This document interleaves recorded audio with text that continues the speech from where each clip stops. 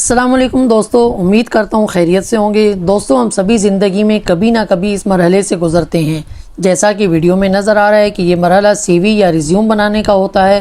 جب بھی کسی جگہ انٹرویو کے لیے جانا ہو تو یہ پریشانی رہتی ہے کہ اچھی اور پروفیشنل سی وی کیسے بنائیں۔ باہر کسی سے بنوائیں تو پیسے خرچ کر کے بھی دل مطمئن نہیں ہوتا۔ یہاں پر کچھ ویب سائٹس دی جا رہی ہیں جن پر آپ بآسانی پروفیشنل سی وی بنا سکتے ہیں۔ ان تمام ویب سائٹس کے لنک ڈسکرپشن میں موجود ہیں۔ آگے بڑھنے سے پہلے ویڈیو کو لائک کرنا اور چینل کو سبسکرائب کرنا نہ بھولیں۔